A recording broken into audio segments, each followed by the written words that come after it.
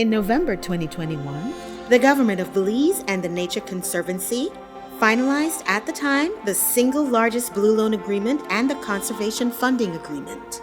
The Belize Blue Bond, as it is known, has enabled the country to reduce its debt burden and increase its long-term investment in ocean conservation for the next 20 years, with a commitment to protect up to 30% of Belize's ocean.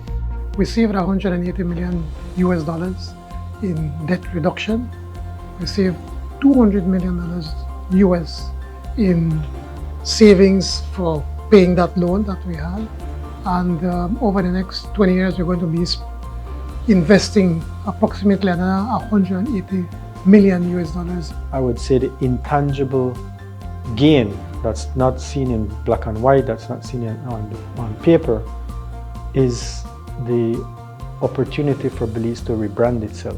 This transaction put us on a map in the realm of conservation, in the realm of finance, but in terms of a leader, not a follower. The Blue Bond is a very good example of the private-public partnerships that exist, and I believe that they can be enhanced or developed more through more participation of the private sector to ensure that the blue space and the green space is kept as best as possible. So we're showing that this is actually a successful model, one that can be replicated across the world.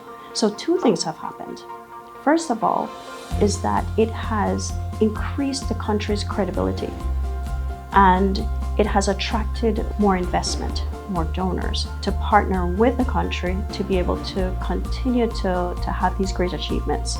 Belize has delivered on conservation milestones commitments by protecting 20.3% of its total ocean space, designating all existing national lands within the Belize Barrier Reef Reserve System as mangrove reserves, and launching the Marine Spatial Planning process for the development of the Belize Sustainable Ocean Plan.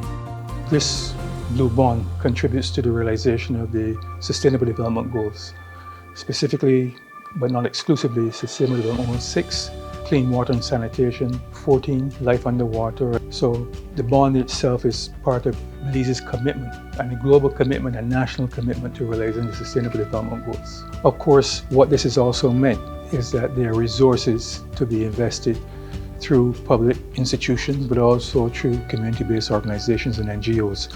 This type of structure is very attractive for multilateral, bilateral, public or private funds because it provides coherence, synergy, and complementarity to resources to achieve impacts and results. By effectively bridging the gap between economic needs and urgent climate and biodiversity conservation efforts, the Blue Bond Agreement has set a standard of environmental governance. The government of Belize is successfully leveraging its Blue Bond success to secure further finance permanence.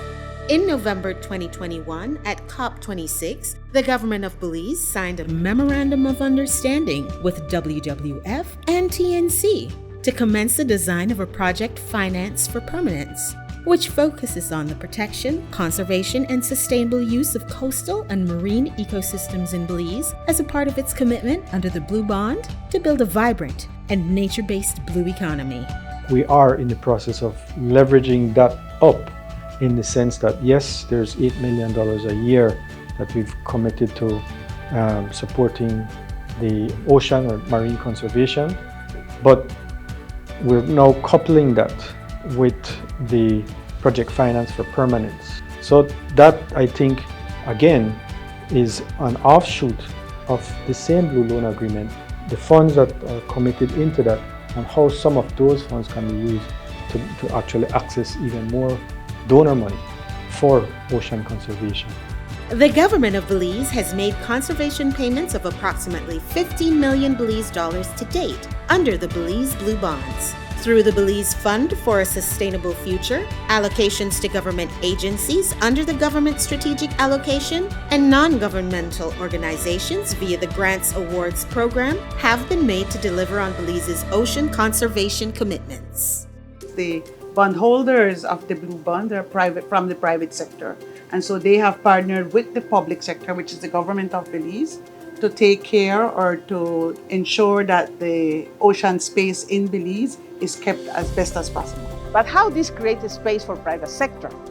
Well, with the resources freed up through the debt restructurings, governments can establish funds to create a pipeline of bankable projects like climate resilient infrastructure investments, and even allocate seed money to blended finance funds, attracting private capital. What is the next step?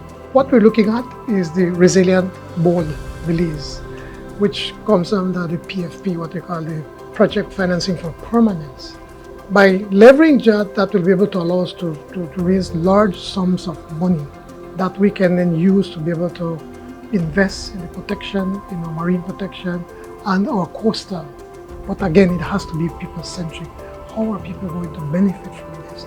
So you have to look at ways that enable people to not only survive, but to prosper, while at the same time ensuring that there is a protected environment. So there has to be that balance.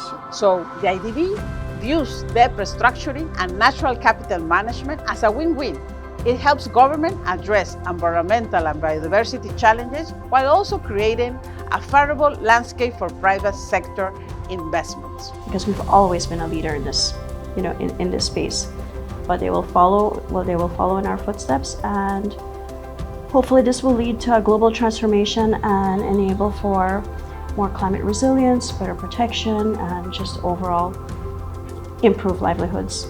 The government of Belize, through the Blue Bond, continues to recognize the need to balance the development of Belize's economy with the social, economic, and environmental needs of a healthy and biodiverse ocean that will benefit all Belizeans. In our national anthem, we talk about wealth untold.